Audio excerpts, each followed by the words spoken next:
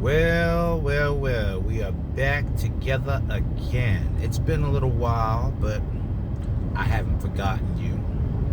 I hope you haven't forgotten me. I hope you're telling your friends about what you see here, sharing with them, and getting them to like and share as well. You know, have you ever been called a conspiracy theorist? I have.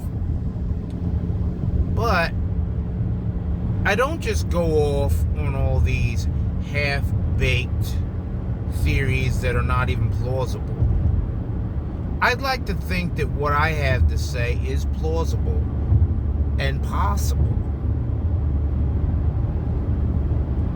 Oftentimes proves to be true later on.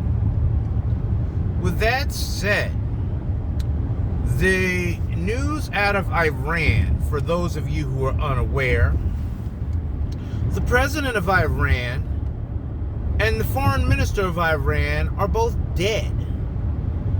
They died 2 nights ago in a helicopter crash. They were in the same helicopter, along with some others.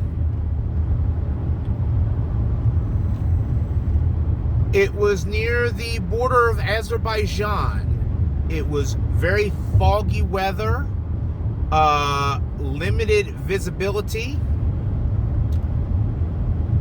Okay, folks, in case you're unaware, helicopters typically fly at lower altitudes than fixed-wing airplanes. And because of that, they can't fly above the fog usually. And it's mostly by sight and not by instrument. Therefore, if it was that foggy, why were the helicopters being flown to begin with? 2 other helicopters that were supposedly en route to the same destination supposedly made it, but this one for some reason did not.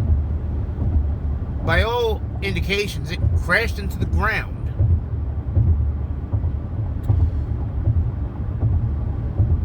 I can't help but to wonder if it wasn't purposeful having these 2 people, the president and the foreign minister, in the same helicopter that was going to crash.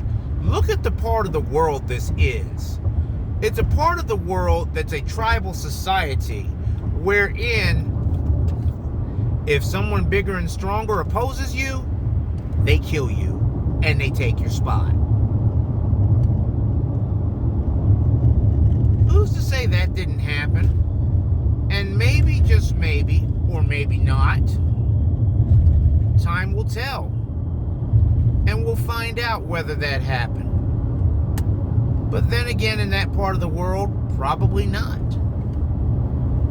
I can't help but see parallels between this and the death of the former U.S. Secretary of Commerce, Ron Brown, during the Clinton presidency. Back in 1996, he and some others were flying in Croatia. It was bad weather. There were 2 planes.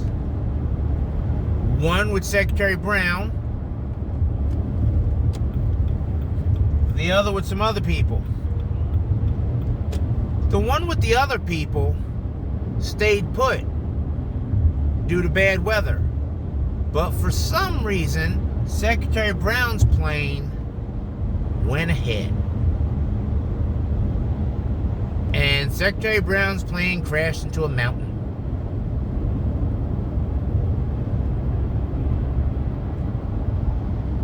I have heard and read through sources, I don't know how true, that bullet fragments were found in Secretary Brown's head.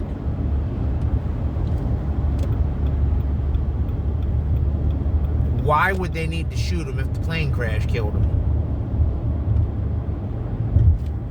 I'll tell you why. Because Secretary Brown was one of the people who had the goods on the Clintons. And any action against the Clintons suffered a major setback because of Secretary Brown's death. Look it up. They offed that brother. Yes, they did. Because he decided not to shuck and jive like Massa wanted him to. You know, folks, the world isn't all what we see. It isn't all what we hear. Just like the Francis Scott Key Bridge collapse in Baltimore. We're all being told it was accidental. But keep in mind, large freighters like the one that crashed are computer controlled. Who's to say that computer system wasn't hacked? We've had large-scale computer hackings in this country over the last few years that have disrupted institutions of higher learning, that have disrupted government entities. How do we know that didn't happen? And I hope they look into it further and find out whether or not that happened, because that crash in the Port of Baltimore has cost this country billions already because of freight that isn't moving or freight that has to be diverted. That port is the largest port in this country for farm equipment and automobiles. The auto industry in this country is already suffering under the crushing weight of inflation, high prices, supply chain issues. Why wouldn't some foreign actor want to make things worse for us? Think about it, folks. Anyway, what are your thoughts? I'd like to hear. Comment below, like, share, keep it civil, keep it clean. Personal attacks will not be tolerated, and they will be met with a similar response. Thank you.